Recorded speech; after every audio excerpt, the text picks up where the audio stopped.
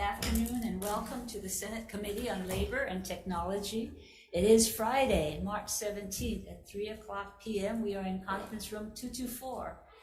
I'm Sharon Moriwaki, chair of the committee, and to be coming soon, the rest of my committee members to celebrate St. Patty's Day.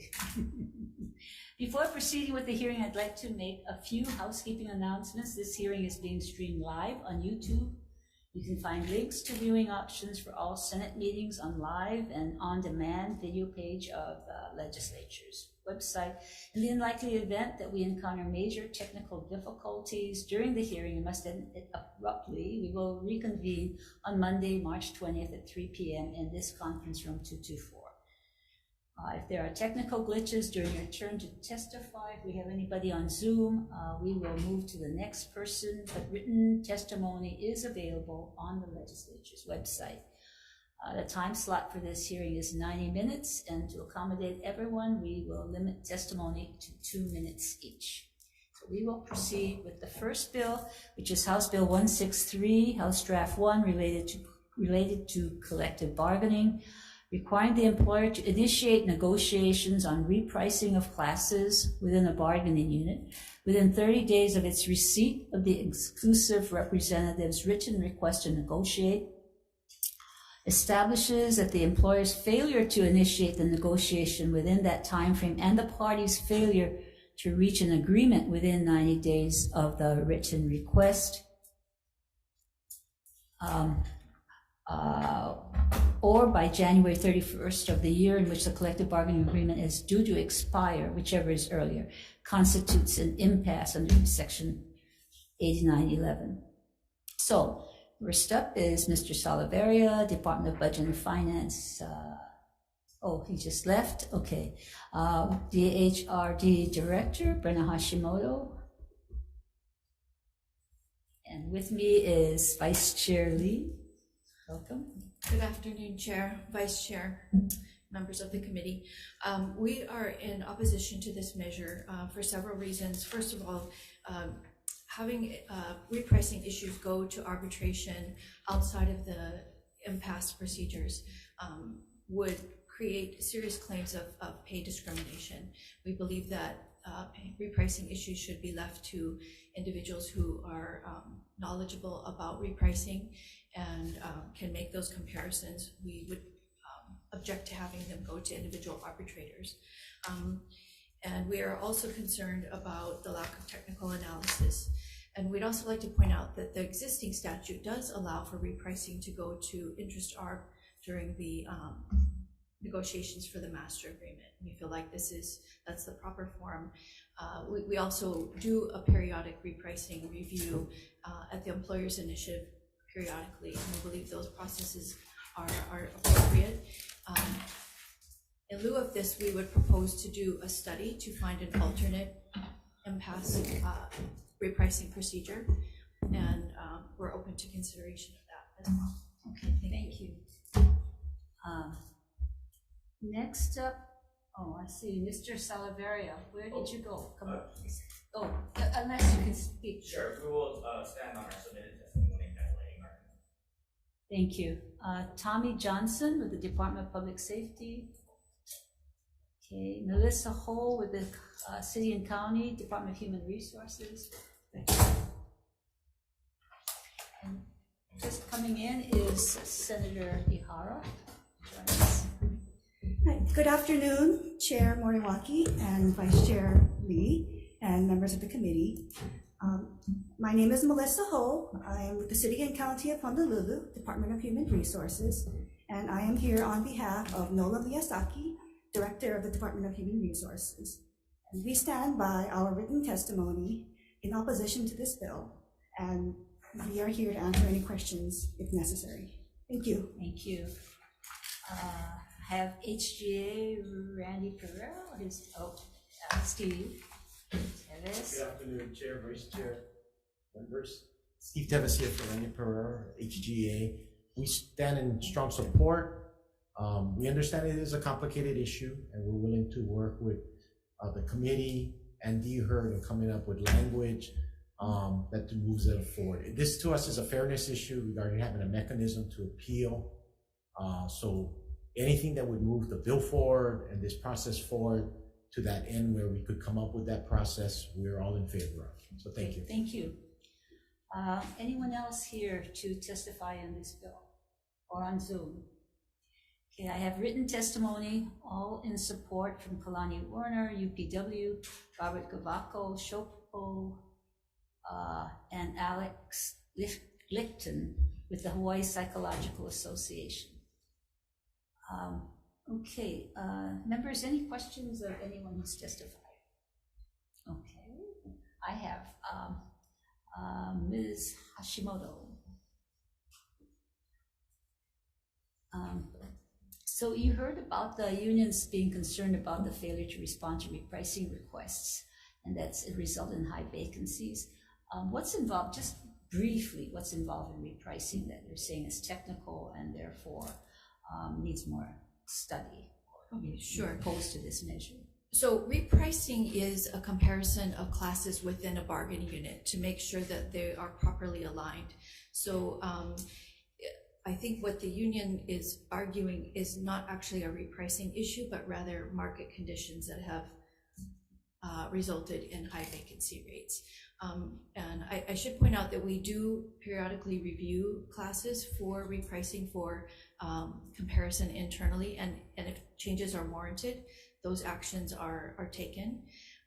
And furthermore, the union does have an avenue currently to pursue repricing adjustments during the negotiations for the master agreement, but to date, they have not exercised that option. So repricing used to be handled by the Public Employees Compensation Appeals Board, which is comprised of personnel directors from all the jurisdictions. And that mechanism was abolished with Act 253 in 2000, and it was replaced and put into Chapter 89 and designated to go to arbitration rather than through this appeals board. And I believe that the appeals board is probably a more appropriate avenue, something similar to that would allow repricing actions to be considered by individuals who have expertise in that area. So, so they also say there's that the employer would get a request and deny the request without properly making a determination to say this is why it's denied. Is that the procedure that exists now, or can be changed so that it provides more information to the denial of any request for repricing? I'm not familiar with specific examples other than one that happened most recently, just within the last year, involving deputy sheriffs. And that was somewhat of a complicated issue because the sheriffs, as you're aware, are in the middle of transitioning to the new Department of Law Enforcement. So our recommendation actually to HGA was to hold off on doing that study until they do in fact become part of the Department of Law Enforcement, so that we can consider the full scope of those duties and responsibilities in the context of whatever they have envisioned for that new department and their duties and responsibilities. So, so you are willing to work, as you heard Mr. Tevis, the HGA is willing to look at a mechanism by which we can address, whether it's through something similar to PCAB that was existing before, or some other process where they can feel that they can have their repricing requests heard, or at least understand a process that can be brought up and some criteria for what repricing. Yes, we would be agreeable to that. I should also note that in 2016, the Department of Human Resources Development and the other jurisdictions did enter into an agreement with UPW to do precisely that. We considered requests from the union to consider repricing outside of the arbitration process. It was an agreement that we reached and reviewed several classes of work as a result of that.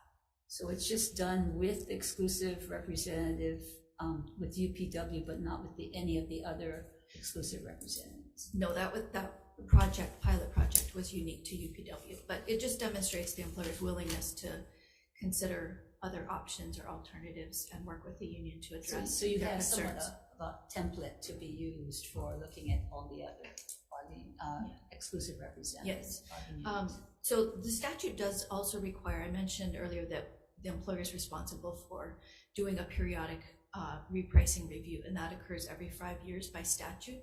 So the fifth year, the most recent review was just last year. So there was consideration for repricing actions at that time. So you are willing to work with the unions, and maybe, I don't know, the city is here as well with other employers to look at a really, I would like to say, streamlined process where repricing can be examined and criteria clear to everyone. Yes, I think we're open to that in terms of looking at a process that is responsive, but also streamlined. You know, PCAP was rather cumbersome, and so we're certainly open to that and considering what the union's concerns are. And to report back, and if there's any kind of changes to the law, we can do that next year. Yes. Thank you. Questions, members? Okay, thank you.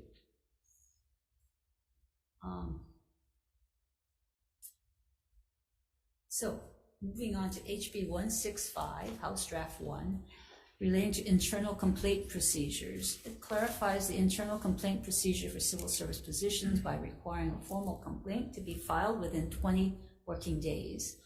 Come back up, please. Thank you. Brenna Hashimoto again. We are concerned about this measure as well. Specifically, the history for internal complaints was that prior to consolidating all of these deadlines, because the primary concern we have is with the deadlines and specifying a deadline in statute.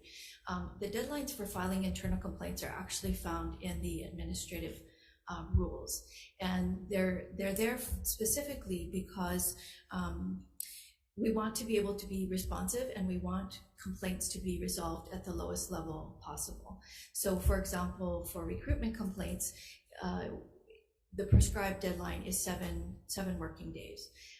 Classification actions is 20 working days, and other personnel matters is 10 working days. And those deadlines are important to make sure that issues are resolved timely. This bill would standardize all of the deadlines to 20 working days, which is problematic. I don't know if you recall, but back in 2000 with Act 253, much of the prescribed deadlines and processes were actually moved out of statute and moved into administrative rules and into the collective bargaining agreements and to policies and procedures. And we believe that that's the appropriate place where those processes should reside and should not be in statute. Just for clarification, in your testimony, you say admin rule 14-3.01-4. Is that where all of the deadlines are listed, or Yes. are they in different places? It's all in. So the things that are proper topics that should be used, the internal complaint procedure is the proper venue. So internal complaints are for matters that are not covered by the grievance procedure. So the collective bargaining agreements have certain provisions related to discipline, promotions, seniority, things like that, reductions in force, and those matters have been negotiated. So if there's an alleged violation of the contract, then it goes through the prescribed grievance procedure in the collective bargaining agreement.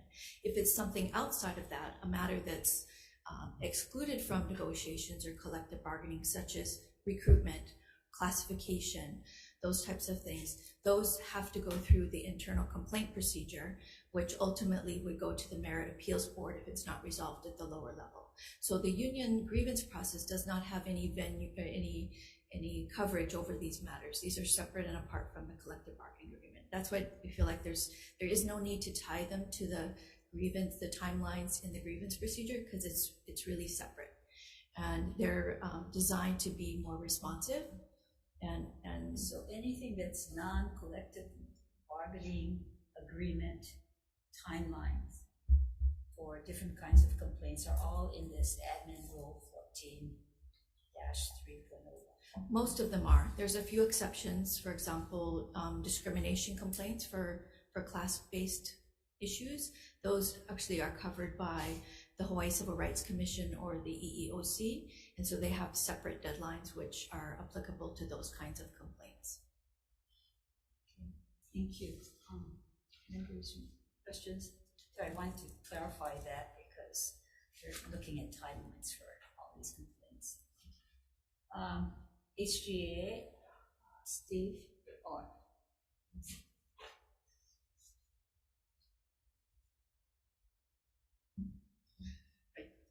Chair, Vice Chair, members of the committee, Nui Sebastian with HGEA. We stand on our written testimony in support. Thank you. you might as well stay there because there's nobody else, unless there's anyone on Zoom or in the room on HB 165. Okay, so you heard the HRD director say that this is what this bill and internal complaint procedures are solely on non-collective bargaining agreement timelines. So grievances are within the collective bargaining agreement. So in terms of having, what this bill does is having the same timeline for what your bargaining units follow in grievances to affect everybody else that may not be affected by your collective bargaining agreement. So how would you respond to that in terms of what we're looking at in terms of this bill? Right. So yes, this bill is in alignment with our grievance procedure, which is 20 working days to be filed. I do acknowledge that there is different timelines for different types of complaints. What we are requesting is that essentially there is more time for an employee to file a complaint. Most complaints, as the director has said, is 20 calendar days. We would like it to be 20 working days just to give that employee more time. Understood that we're looking at working days versus calendar days, but it's putting something in law that it affects, let's just say with HGA with your 20 working days, but other unions maybe, and also the public when they come in for, if they haven't been hired and they have a complaint, that those would be affected by changing this timeline when it's their timeline is different. So what's the response to that? I have no response. Thank you. Thank you.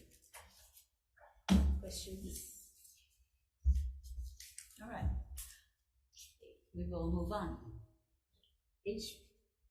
HB 1014, House Draft 1, relating to employees' retirement system disability retirement. This clarifies the employees' retirement system eligibility requirement definitions for service-connected disability and accidental death benefits. Mr. Williams, ERS. Yes, Chair, Vice Chair, members of the committee, ERS stands on its written testimony and support, and I'd be available to answer questions. Thank you. Any questions, members?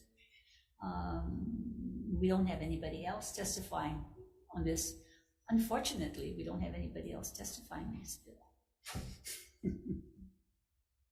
Okay, so we're moving along to HB 1087, House Draft 2, relating to the wage and hour law. This amends the definition of employee in Hawaii's wage and hour law by eliminating the exclusion of employees who receive guaranteed compensation totaling $2,000 or more a month. Mr. Butai, Director of Labor and Industrial Relations.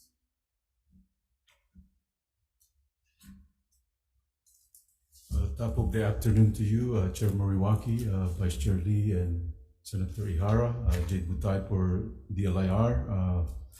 Thank you for hearing this governor's package proposal. We stand on our testimony in strong support of this measure to provide more workers with protections afforded by the minimum wage rates, overtime rates, and record-keeping requirements. Thank you.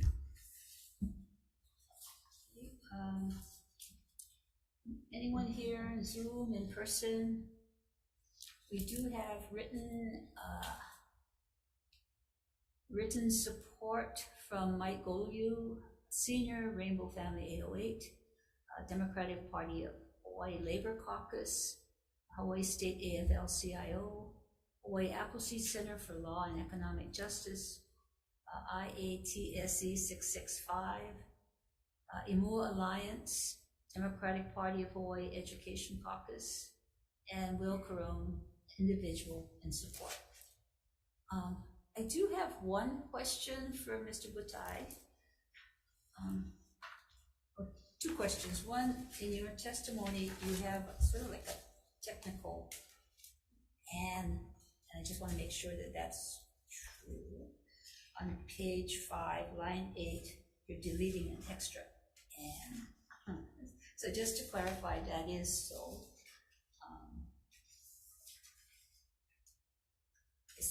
Page 5. Page 5, line 8, where it says, except that the employee's regular rate in such, well, deleted such that an event shall be the employee's regular rate. So in your testimony, in the comment section, you say you suggest deleting the and. I'm not sure if that is so, because it makes sense either way, but I'm just wondering what that means. So it says the employee's regular rate in that an event shall be the regular rate.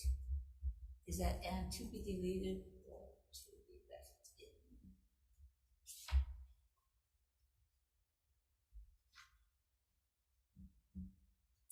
And it's a small word, but it may have a meaning, so I'm making sure. Yeah, I don't think it's, that's a good catch, Chair. There's no and that needs to be done. So you want that deleted, the and deleted? Is that line 8?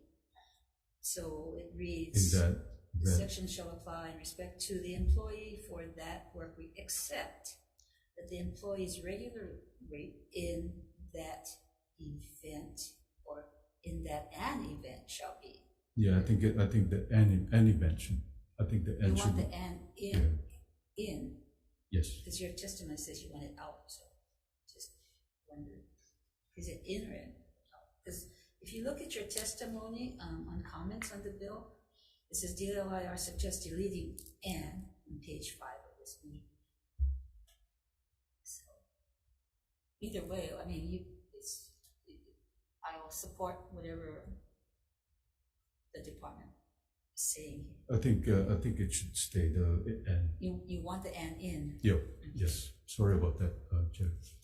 So while you're there, I just have, if you've read some of the testimony, like from Appleseed, and they keep on adding in that they want to add in the exclusion, not only to just excluding completely the $2,000 guaranteed income, but they're saying that they want to add in language of guaranteed compensation at least as equal to the monthly earnings of an individual who is compensated at minimum wage rates. Can you clarify that by excluding completely the $2,000 guarantee, that this is connected to the minimum wage as it goes up and changes, that's a better fix to assure that people get minimum wage, that you're taking that exclusion out, versus what they would like to see is that you connect up. It's still in there, connecting up,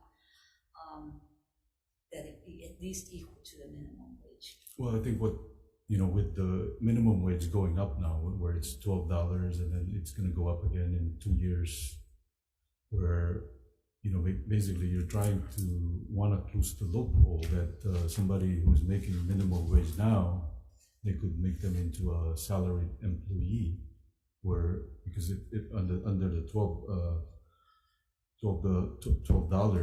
if you were to multiply 40 hours times 12 per week times 4 weeks, that's over 2,000. Yeah, I guess their language is, if you just took the Appleseed one, it says, and the exclusion being, I just want to be clear, because in the committee report we can be clear that this exclusion of taking out the $2,000 guaranteed income, by just excluding it completely, addresses the problem that the minimum wage would be paid to anybody, and it's not an exclusion if you got $2,000 a month. guarantee. So they're saying that they want to exclude anyone employed at a guaranteed compensation equal to the monthly earning of an employee who is compensated at the minimum wage rate pursuant to section 387-2, which is the minimum wage provision. So if we just did what is proposed, we're just taking it all out. There's no connection to minimum wage. It's just no guarantee, you exclude no guarantee $2,000. Would that suffice to make sure that the minimum wage, anybody making a minimum wage would be, that they would be, the guaranteed income of $2,000 be excluded, so everybody who's making a minimum wage or overtime would be included as an employee. That's correct. So this language that Appleseed and I guess Local 665 and the Labor Caucus of the Democratic Party, you could say that by taking this language out, it does address their concern that they want to make sure that everybody gets minimum wage or they get overtime. That's in the definition of employee. Correct. Is that correct? Yes. Sure. Thank you. Thank you. Okay, this ends the bills. We need.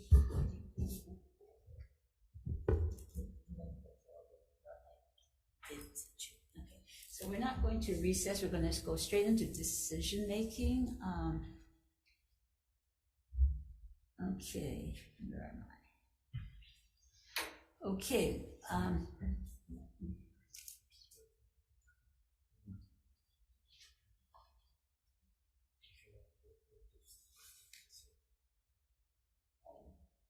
Yeah, so this is the one that.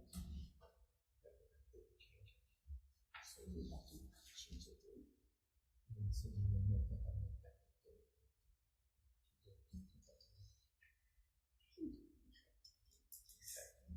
I don't know, it comes back, we can change it to Monday. It's gonna go to conference anyway, because it's completely different. It's not So we have to- position.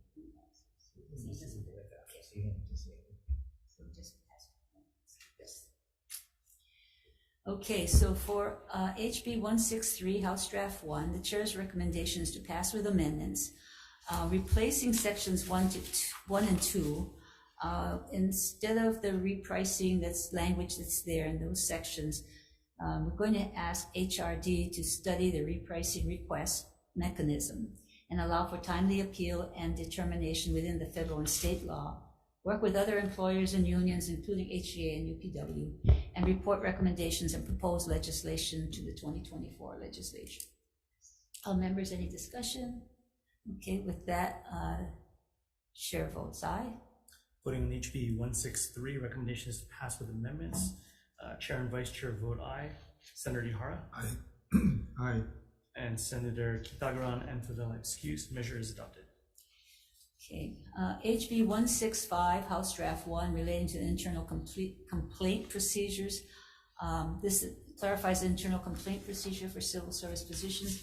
Because of the different limitation periods and, you know, what's in there is for HGA, or not HGA, but with 9 of the bargaining units and some of the other complaints, Chair's going to defer this bill. House Bill 1014, House Draft 1, relating to the employees' retirement system, clarifying the system's eligibility requirements for service-connected disability and accidental death benefits.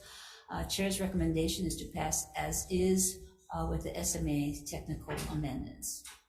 Members, questions, discussion? If not, Chair votes aye.